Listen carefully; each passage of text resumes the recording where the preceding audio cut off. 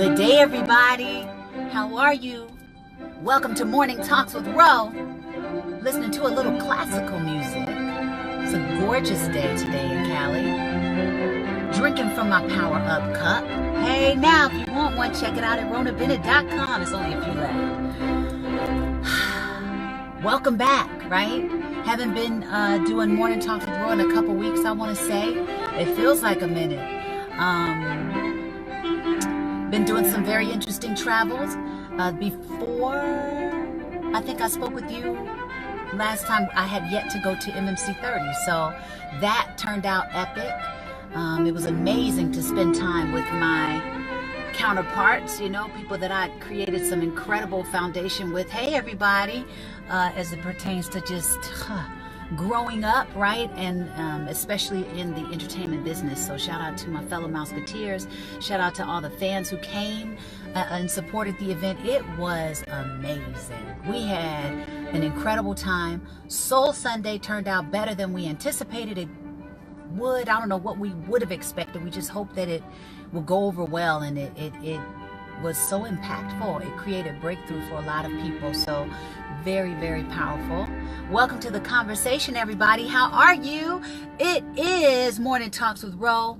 Happy Memorial Day. I don't know how happy we make it, but definitely sending out some recognition to the soldiers who fought on behalf of the country, who have lost their lives, who have family members and friends who mourn that they're no longer here. And dealing with a veteran, myself, a few veterans, but one in particular, I hadn't quite gathered a certain level of sensitivity for this day.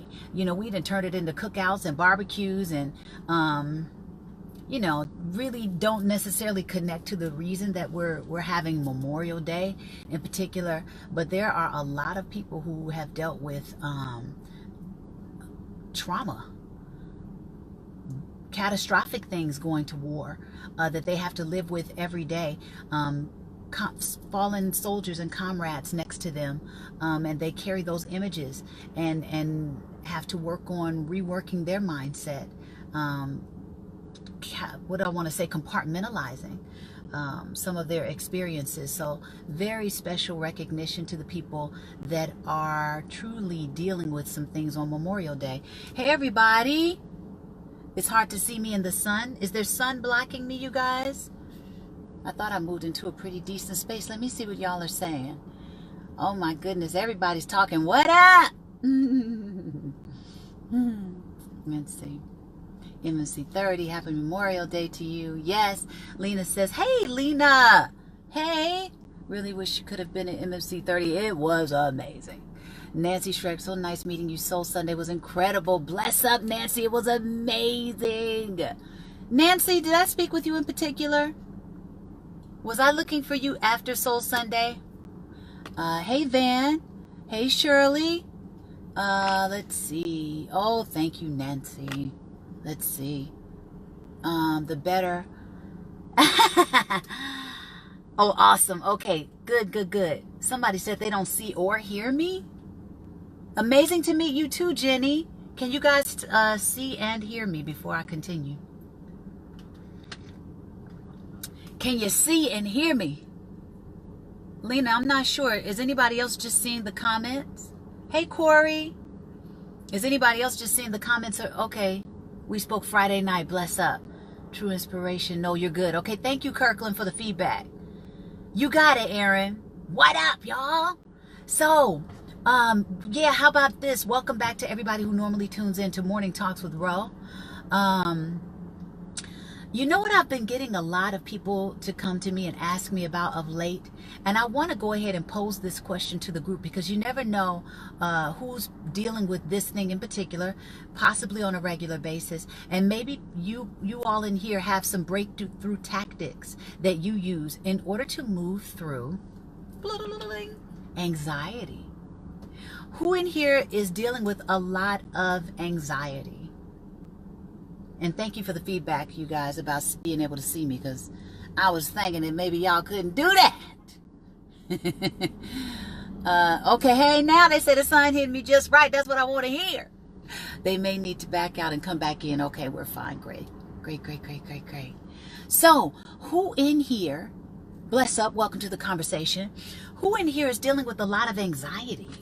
I've been getting that a lot of late, that people are trying to move through some anxious moments. Some people deal with it, of course, to a more varying or higher degree than others. Some people might actually have it on a regular basis, and someone might coin it as a disorder. Some people just may have attacks, anxiety attacks. Talk to me about that in here.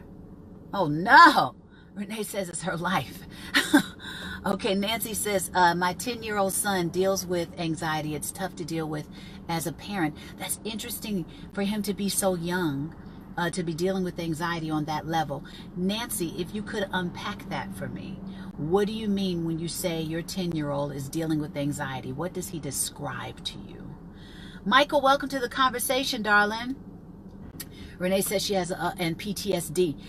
You know what? I have met someone who claims PTSD, and I have never heard it spoken about so beautifully. They chose to, or at least the way that they claim that PTSD has affected their life, is that it has given them more awareness. And so they're more tapped in and tuned into people in their environment than they normally would have been. I was like, wow. And they just spoke like from this oceanic point of view. It was so expansive. It was like, wow, they allow PTSD to stretch them in what they thought was possible for them, for their lives, to stretch them in their ability to connect with and understand others, to stretch their brain and ability to be aware of more things, to stretch their point of view. It's like really powerful. Okay, hey everybody, welcome to the conversation. We're talking about anxiety today, dealing with anxiety and more lately. Okay, hey Stella. A lot of people claiming anxiety. Ooh. All right, I see some solutions popping in here too. How do you know when you have anxiety? Very good question, Maurice. Who in here can describe what they feel anxiety is? Corey says, I have and know many who also deal with it at various levels. Yeah, how about that? Hey, everybody. Welcome to Morning Talks with Ro. You got your morning drink on deck? Okay, Kimberly says, use the 4-7-8 technique of breathing. Inhale deep through your nose, hold it, exhale slow through your mouth. Yes, I've been made aware. Hey, Vita, I have been made aware of breathing being a very good way to start to get control of anxiety in the moment. Even without anxiety, you guys know how much I speak about the power of the breath. Right? The power of breathing and how it can make you present. Just being present, because a lot of the times anxiety is because we're living too far in the past or too far in the future. And neither one of them exists right now. Right? You may be totally worrying, overthinking about something that happened in the past that you can't go back and change. And so now it's up to you to change the meaning that you have given it. Shift it in its perspective of what it can mean to you now. Yes, it meant that to you back then, but what can it mean to you now? A lot of people project in the future and they worry about things most of the time don't happen, right? So if you're going to use your projection abilities for your empowerment, what else could it mean? What else could that picture turn into? Right? If you're going to use it that way. And then is whatever you are anxious about or you seem to have anxiety about, is it even a real threat? Have you even been able to define what the threat is? Because sometimes we may be exacerbating something and it may not even be that deep. Or maybe we could think about it from another perspective and immediately it shifts in its ability to affect your life on the level that you think it could affect you on. You know? Let me see what you're saying. Nancy says he has separation issues, and I know I'm behind, you guys. He's afraid of being left places. He's afraid that something will happen to me on the way to pick him up. Oh my goodness. Sadly, we have dealt with loss. Okay, there's a trigger, and it is hard for him. He has been in therapy. So that's another thing I find too. Some of us may get into just kind of a cycle of feeling a certain way. Do you pay attention to what happens in that moment? Who you encounter? What you encounter that may actually be a trigger for your anxiety? And because you're dragging a past idea of that thing or that person forward, it doesn't allow you to shake the anxiety. You revisit, you let the trigger pull you right back into that space of feeling that anxiousness. That's a thought. Okay. Hey, Michael, let's see. Jessica says, only in big situations like last weekend meeting y'all, I find it more when I allow myself to sit and think. As long as I'm on the go, I'm okay. Well, at least you know the trigger.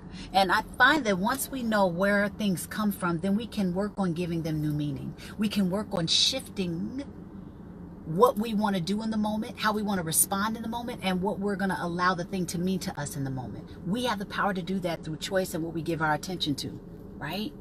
Holly says, hey Holly, I have generalized anxiety disorder. My sister was also very anxious as a child, and it ended up being a symptom of bipolar. So that shifted in what it meant. You thought it was just anxiety, but it seems to have more layers, huh? Jennifer says, I would like to say I was at Soul Sunday, and you have made me rethink my life. I rethink the way I see life. Wow, that's beautiful, Jennifer. Hopefully for the better, right? More empowered. Donna says, my 10-year-old also has anxiety. Wow, very young. It is very hard to deal with as a parent. I have it too. And you would think I could help him more, but since I don't really know how to handle it myself, there it is. It's hard for me to help him. Well, you know what's interesting, Donna? A lot of times as children, we will mirror our guardians. We will mirror the people that are raising us. We will mirror the things that we see. And so it may not even be a real symptom of your child. It may be something that a learned behavior. It may be a learned coping mechanism that they've picked up for life. They think that this is the way to handle it, and so they're acting out because this is what they see. So a lot of your child's healing just may come from your own personal healing. So thinking about what those triggers are for when you feel anxiety, if they're even real threats on your life, and what new meaning can you give these things that cause the anxiety, can change a lot. Let's see. Hey, Cheryl. Heart attack feeling. Oh my goodness, right? Can be overwhelming. Certain music used to help me. I've been using medication for a year as needed. Try only to use it for severe episodes. Bless up. Finding what works for you. Bless up. Holly says they have some calming gifts online for focused breathing as well. Bless up. So as you can see, you guys, there are things that you can do to counter what it is you're experiencing when you're going through an anxious moment. A lot of this stuff is mental. I think some. Okay, for some reason I was losing reception. You know, the chemical imbalance can definitely be there for some people, but I think a lot of people are possibly misdiagnosed because we're, as a society, we love to drug people for issues. Yeah, it's going to quiet it in this moment, but down the line, is it going to give you the real healing that you need? And a lot of this, I think it needs to be coupled with, if you're going to take the medication, also dealing with the actual emotional and mental triggers that's causing it, so that you get real healing, holistic healing, and then hopefully maybe you can actually let those drugs go, right? Okay. Hey y'all. Shortness of breath, hard to breathe, all of a sudden heart pain. Yeah, see if there's a trigger, you guys. See if there's a person that comes around and you start to feel these symptoms. If there's a situation that you end up in and then all of a sudden those symptoms come back. Things can happen to people on days like this, Memorial Day, right? Where you've been through something, and all the while up before Memorial Day, you've been fine. You haven't been thinking about it. You've compartmentalized the experience, right? But then once a day comes back, people experience this when we lose a loved one, right? When a day comes back around, when a person or a tree you saw, or a song that was on. You know, there's a song by Mariah Carey that I don't really like anymore, and not because it's not super beautiful. It's because it was played at the time that my business partner, his funeral was. And they played it over and over and over again, to the point where I have now associated that song with his funeral. I have now allowed that to trigger the thoughts of his funeral. I have now, because I haven't worked on putting that song on in other situations where I'm in a peak state of joy, a heightened state of feeling good so that I can scramble the pattern on the song, I don't care, I guess, that much about the song to change my relationship to it. But if I did care about my relationship to the song, then I might say, you know what? Because I like this song so much and I don't want it like what it's associated with, when I get into another peak state of being, when I get into another state of feeling absolutely fantastic, euphoric, blissful, any emotion that you feel is synonymous with something that feels amazing, turn that song on at that time. It is going to totally scramble the pattern on how you feel about it, because you're not allowing yourself to be triggered in the old way, and then it gets anchored again. You're scrambling the pattern on that anchor. So now when it comes in through the brain and you're feeling amazing, you're like, wait, how do I process this again? It starts breaking up the neural pathways that connected while the song was playing on that negative vibration. When it comes into the new space, it starts breaking it up, because it's like it doesn't know how to process it in this space. You don't normally listen to the song when you feel good. You've allowed this song to mean this to you. So can you imagine if we take that same concept and put it on any person or thing or situation or occurrence that took place in our life, and we want to change it, we want to scramble the pattern on it? What if we drop it into other situations where we normally wouldn't, but because we're in a heightened or a peak state of being, you scramble the pattern on it? The brain won't know what to do with it. It has to recalibrate on what it's saying it means. Woo! Come on, y'all. Come on, kick anxiety's ass today. Let's do it. All right. Yes, that's me, worrying and overthinking everything. I know I'm behind you guys, sorry. I have really bad anxiety. I notice my triggers are tension, so I tend to stay away from drama to avoid an anxiety attack. Sometimes that's not easy because you can't, sorry. Okay. Oh, Lena, you gave us a good girl. Thank you. Because you can't control every situation or other people. But I've learned I can only be responsible for myself and how I react. Hello. I refuse to give outside circumstances or individuals the power to change my course for me. Learning from my own power helped me control my anxiety. Bless up, Lena. Power up, baby. Bam! Power up. All right, Renee says, anxiety has so many different levels.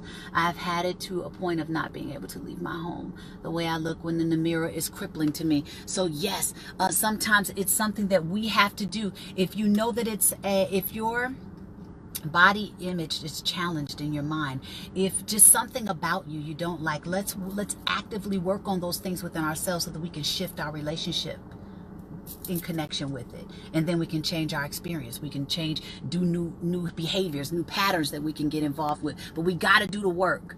We have to happen to life, not wait for something to come in and fix us, right? And I know that's not the easiest thing to do, but we all we got. Hello? Thinking on the past is definitely a trigger. Yes, come on, people. If we just think about it, we know exactly where it's coming from. We can usually put our finger on it if we take the time to try and locate it. Ask the question to yourself, what is the worst that could happen? Great question. Hey, Charles. I'm glad you're even having a dialogue regarding this issue. Many will not speak on this or depression. Bless up, man. Yeah, we got to dive in. We need this now more than ever, believe it or not. T. Haggins, good evening, ma'am. Good evening. Jorday says, good day. Hey, good day. Patty says, my husband has figured out that nausea is a trigger to anxiety and panic attacks. Bless up. I'm telling you guys, if you just take the time to dig a little deeper, to probe beyond the surface, you will find what the trigger is. A lot of the times we allow ourselves to go on automatic pilot. We just go, oh, I feel this way. Or we'll get up on a day and we'll get comfortable with our sadness about it. Matter of fact, it's something where we coin. We say, hey, on this day, I feel this way. And you know what I mean? And we just go right ahead and embrace it. We allow it to just be. We don't look any further. We just say that it is what it is. But if you did want to change something, I challenge you to probe beneath the surface, pierce the veil of your seeming reality, go behind the curtain. What's pulling the strings? It's there. Let's see. Shanika says, my story of anxiety comes from getting a call saying they had a liver for my transplant plant. We get to the hospital, I get hooked up and everything, and boom, it's not a match. Oh, yeah. But we know the trigger. You know the trigger now. And so now you say, okay, well, maybe that wasn't the one. And thank God they didn't put a mismatch in my body that could have killed me. Change our meaning to the situation, right? Jenny Lee, I'm just glad we can speak about it and hopefully help each other. Yes, because you'd be surprised how many of us are hanging out and around each other dealing with some similar things. And maybe if we just share our resources or even our experience with it, it'll make us all dig into the trough of possibilities of how it can be fixed. And bam, we come up with something amazing right here in a morning talk, you know?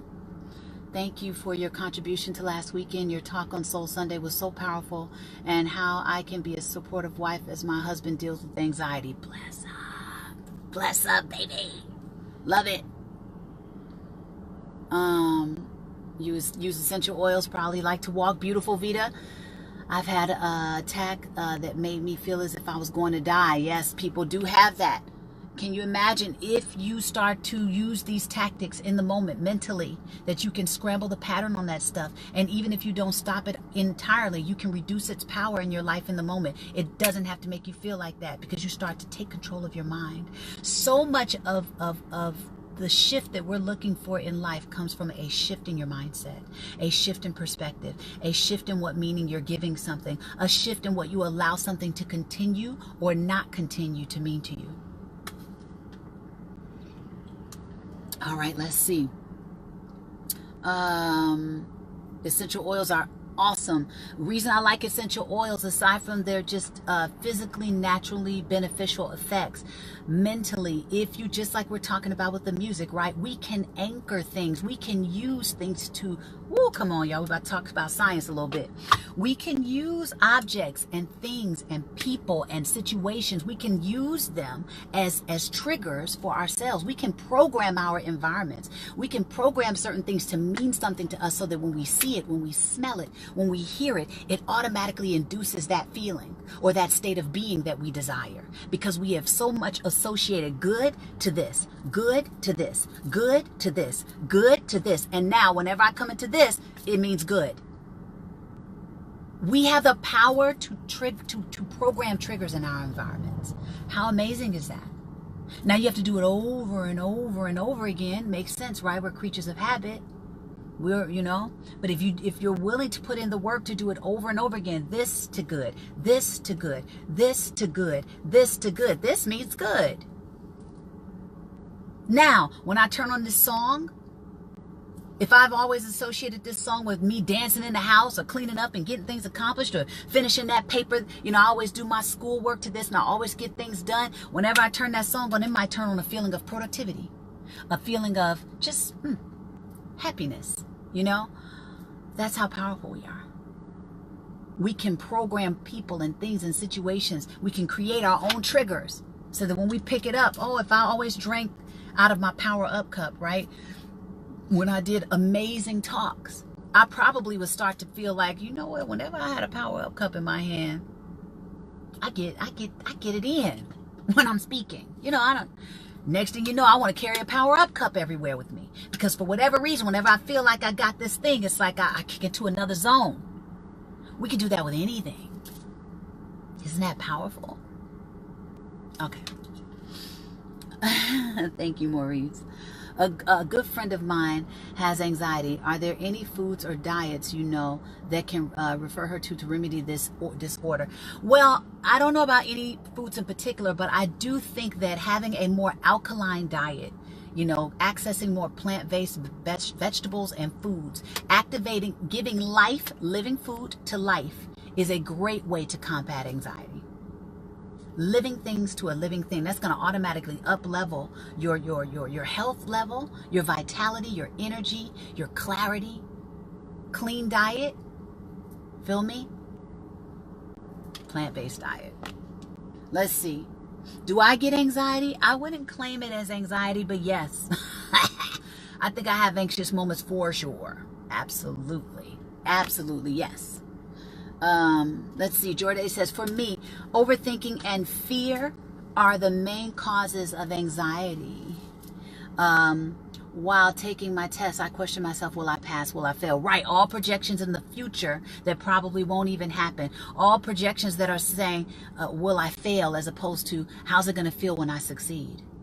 What am I going to reward myself with on the other side of my win? Change the questions to ourselves, right? Change our programming. Thank you, Jorday.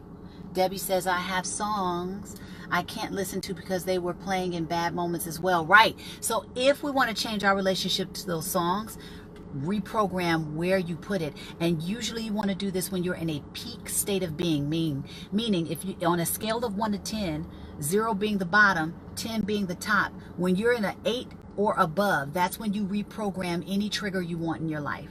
So if it's a bad song, if you're feeling freaking amazing, and you want to make sure that if it's like a negative trigger, you need to bring it into your highest peak state of being. Otherwise, don't even try to do that. Bring it in when it's like your peak, okay? Then bring that song in and be like, wow, this is interesting, right? It may be interesting, but it's going to start to scramble the pattern on the song because you're bringing it into an environment it normally doesn't come into. Powerful stuff, man. Renee says, Rhona, my friend, I have to go to work. Okay, have a great day, dear. Everett says, there's a Jackson 5 song that was played at my daughter's funeral that I have a hard time listening to. And I've even had to sit through a live performance by the remaining Jacksons. Yes. Yes, now we're starting to understand these triggers, right? Lynn says, hey, Ro, I'm going through an anxious moment right now. Anxious about details that have not yet come together for my album release show. Making it challenging for me to plan other things around. All right, sorry. My show. I get fast heartbeat. Been trying to relax all day so that I can prepare an audition. So change the questions maybe that you're asking yourself right now in this moment. Or if we're going to use our projections into the future, visualize what you want to happen. What would you prefer happens? Train yourself to go there. And when you start to default to that other negative mental, thinking, say, nope, that's not my truth. And then just forcefully, like, put your mind on what it is you say you want to do. And if it's really hard to get your mind to focus because thoughts keep coming in and interrupting that, write it down.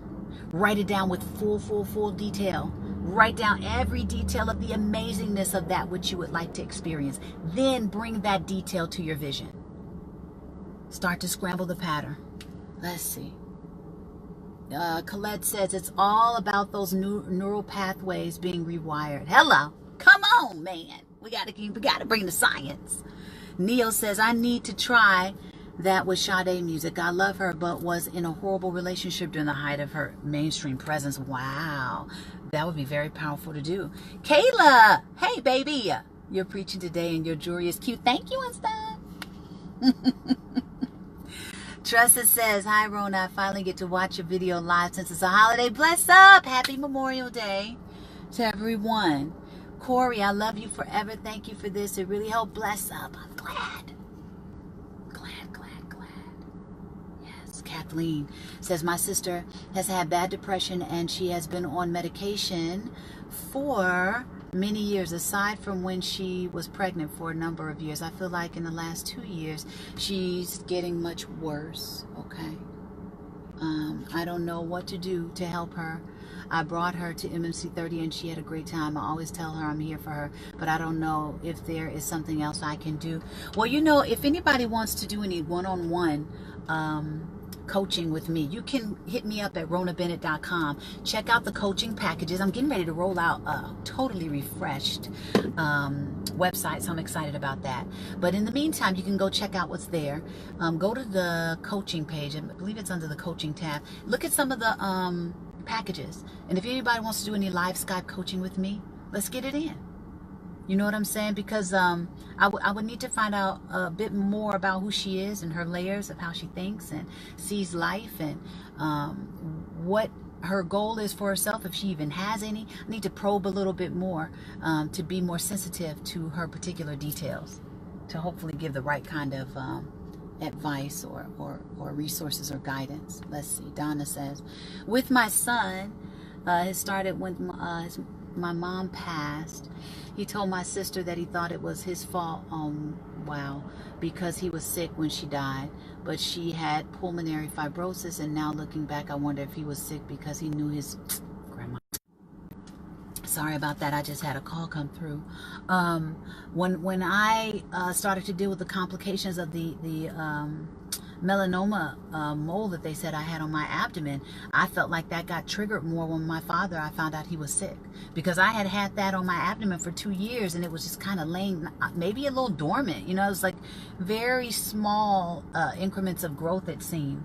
But when that stressor came into my life, all of a sudden it kicked up rapid fire. Next thing you know, I'm getting the tingling sensations. I'm at the doctor and they're like, whoa, 3 red flags, you got to get into surgery. Like, and this was, I had had that on my abdomen, or was aware of it, since 2012.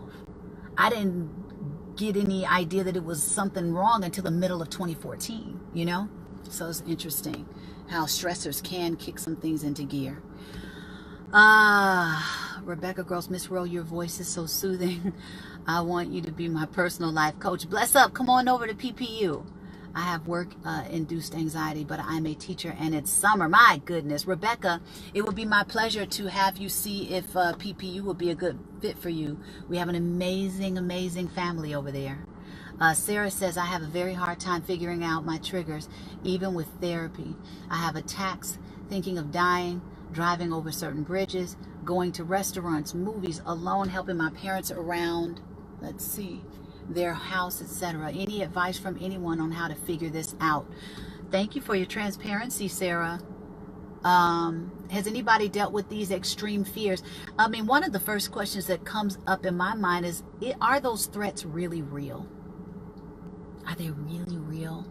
Or are you just overthinking? Where does the overthinking come from? When you were a kid, was somebody else always worried about what you were going to do and scared for you?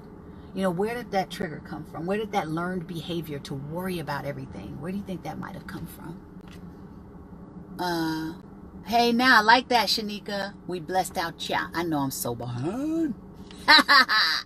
Okay, Lena says, we have so much power. A lot of the times we unknowingly give it away.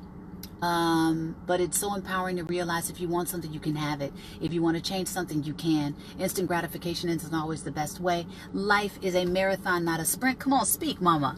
Yeah, I'm in a great space right now, and I appreciate you for it, Ro. You have played a huge part in it. Thank you, Lena. She's a PPU alumni, you guys.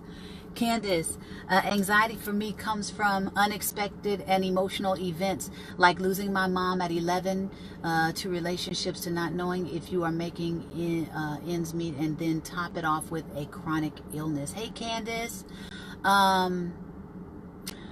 Yeah, so it sounds like you've got some triggers in there, right? And possibly some things that you've allowed to anchor themselves without going back in there and possibly changing your emotional relationship to them. You know, sometimes we have a traumatic experience and we just kind of leave it there. And then we allow it to come back in and bring up a trigger, and we just deal with it. We don't give it any countering. We just deal with it and it just stays, right? You know, but if you want to finally start breaking the chains on some of that stuff, don't, you know, do it on your own, or don't be afraid to come and get some help. Don't be afraid to face them again. Go back and look at them. It's like decluttering. A lot of us have a lot of energetic clutter, and we just let it sit over there undealt with. You know, so it's up to us to go in there and kind of clean house. Don't you know how good it feels when we declutter physically? Like, let's say you got stuff under a bed. Has anybody had like crazy amount of stuff under a bed, and then all of a sudden you forgot about it, right? And you go down, you're like, oh my gosh, all this stuff is down here. And let's say that day you finally take the time to just kind of like pull all that stuff out and clean it out. How sweeping does the energy feel when it's gone? That's what we can do with our energy and our emotional clutter. Things that need to be dealt with, things that need to be tidied up, things that need to be looked at and see if we want to keep it or not. You know? Let's see. Hey, everybody. Thank you, Mendoza. You always help me when I'm having a bad day. Bless up, Vita. How's everyone on this wonderful Motivated Monday? Yes, overthinking is a major for me. Still been doing my affirmations. Keep programming yourself. Keep speaking your incantation, your personal manifesto for greatness. Yes, yes, yes. Candace says, yep, overthinking and failure is another thing I suffer from. Thanks for these positive word and vibes. You got it, Mike. Hey, Spats. Naliji, listening to you be so uplifting is good for my soul. Bless up. But I think we overthink because we want to be prepared instead of unprepared. Yes, and you know what too, Candace Mack, I love you said that, because there's only so much you can do, right? So do your best and then let it go. Sometimes we hold on to something so tight we don't even let nothing else in edgewise that could help expand our perspective about what's possible or whatever the thing could become that's even better than your current state of being can even fathom, because we're like this trying to control everything. Surrender. Do your best and then surrender. And if it doesn't turn out, can we just say, okay, what can I learn from this? How can I grow and be better because of this? There are times I have definitely showed up in life and I'm like, I don't like how I just showed up. But I can't go back and change that. So I have a choice here. I got the choice to sulk and what didn't happen, or I could say, all right, I make it okay that happened. And then how can I become a better version of myself because of it? Or what is the next best step I can take in the direction of what I do want to see or experience because of it? Let's ask ourselves better questions. Let's take the old meaning off of something if it no longer serves the purpose of your higher good, or you feeling better about who you are, where you're going, what you're doing, right? Let's see. Neon says, I love you, Ro. It's been a while since my last check-in with you, but I'll be contacting you soon. Bless up, Neon. Okay. Amanda says, overthinking causes a lot of my stress and anxiety. I often dwell on things I've said to people, and if they thought I sound stupid or think badly of me when I really don't say bad things of anyone. Let me see what you're saying, darling. I'm just not good with spoken words and get nervous and I think I sound awful. Well, then you might want to practice going and speaking somewhere. So join your local Toastmasters group. Just to face the fear of speaking in public. Just to find you a small little group where you feel like it's comfortable enough for you to just learn some things about speaking. Join the Toastmasters group, get the book, and start learning a few tips. The more we know, the more our confidence grows. The more you do something, the better you can become at it. The more confident you'll become at it. Doesn't mean you won't face any fear, but you're going to feel the fear and do it anyway. And that's a muscle we build. That's a muscle, man. All right. Speaking of your jewelry, makeup is on point as you. Thank you. Thank you and stuff. Mike Lopez, still loving those vibes from last weekend. Bless up. Yeah, overthinking will have you blowing a major gasket. Tell the truth. Donna says, I was just thinking how much I loved her jewelry. Ro, you are amazing. Oh, you're welcome. Thank you, Donna, for the beautiful compliment. Happy Memorial Day. Thank you, Tarif. Hale says, I used to have anxiety/panic attacks and not recognize the triggers. When I finally figured it out, it was that I doubted my abilities to perform on my job. I always tend to second think things. And why won't that go up? Okay, sorry. And wondered if others were happy or satisfied with my performance. Bless up. It's always usually some kind of trigger, you guys. It's there if you look for it. Sometimes we're just on remote control. We're on automatic pilot and we don't question the information that comes in anymore. We don't question the people and things that are around us because of creatures of habit, right? You don't even question this stuff anymore. Why not? So today is your reminder. Do some self-inventory. Look at what's surrounding you. Look into what you feel is causing you this anxious moment or anxiety attack or anxiety disorder. Look into it. Don't let something come in and keep covering and masking what's there. Sure, for time being it's not there, but in the long run, is that your best bet for real healing and breakthrough? Okay, let's see.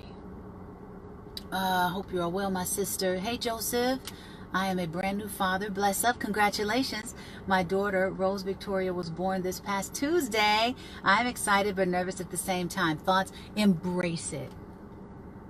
You don't have to have all the answers. As a matter of fact, I think it's in your best interest that you don't have all the answers, because then you'd be too busy trying to control this human being that could come here to teach you something so beautiful and expansive about yourself. Enjoy the adventure. That's my thoughts. As a matter of fact, the more imperfect you feel, that's probably going to make you the perfect parent for that child that just came to you. All right, let's see. Talik, peace and respect, soul sister. What up, Talik? Hope to see you live in St. Louis. Bless up. Thanks for coming to the show, or choosing to come. Beautiful as always. Thank you, Naliji. Hey, April. Hey, H. Bryant. Tarif, I'm battling a lot. Myself, I'm battling depression, and I'm also schizophrenic. And feel sometimes people don't take the time out to understand what I'm dealing with, but I'm not a bad person. Tarif, hey, I'm not sure, if there's anything that you want to deal with in particular with what you just said, holla at your girl. Holla at your girl. What can you do when you get the feelings attacked before your thoughts speaking? I think the more that you know what you're talking about, the more that you speak on things that you possibly love, or that you know very well, or that you know other people can benefit from that you know very well, I think the more confident you'll feel about opening your mouth. Also, you got to just practice. Get somewhere where you can practice. A great speakers group. Like here, we got Toastmasters. I'm sure there are other things, but I went to Toastmasters, at one point, to just learn some tactics for speaking better, for getting up in front of people, for learning how to, position what I'd like to say. And I still got stuff to learn, Lord of mercy. But those things, practice, and then know what you're talking about so that you feel more comfortable in what you're doing. And also embrace not knowing it, and be authentic. For Soul Sunday, I had the idea, and I got to get out of here, you guys. I love that you're talking. I got a student to talk to right now. But, for Soul Sunday, I'll leave you with this thought. I thought that I was going to come in and speak about something in particular, right? And I had mapped it out per se. I at least wanted some pointers, because I think that where my magic comes in is my ability to just come in and let myself be free to speak. When I overthink it or try to remember something, it could be robotic and just not authentic. So I want to come from as an authentic a place as possible. And because I do the work, right, every day, I wanted to trust that. And so I was like, you know what, guys, I'm in a shift, and I don't even know what that shift is, but I'm going to speak from that space today. And I did. And that was like, whoa. And I was like, where am I going? But it was kind of cool to give myself that experience. But I don't know if I would have given myself that experience if I wasn't walking the walk on such a regular basis. I was like, just speak from your heart, speak from a transparent place as possible, be authentic, and ask to be used in this moment, and let's see what comes out. So educate. The more we know, the more our confidence grows. Practice, practice, practice, and then just get out there, feel the fear, and do it anyway. I hope everybody has enjoyed this conversation. I know I'm missing so many of your comments down here. I'm going to have to come back to see what you guys are saying, because I know I've missed so much. But wow, what a great talk today. Maybe we'll have to jump back in if we need to about anxiety. But I think there's so much that came out in this conversation that if you just utilize it, if you just do the work, you can see great results. You can see a shift in the direction that you would like to see a shift, right? All right, bless up, everybody. Appreciate you for tuning in, and I'll see you next week. Bye.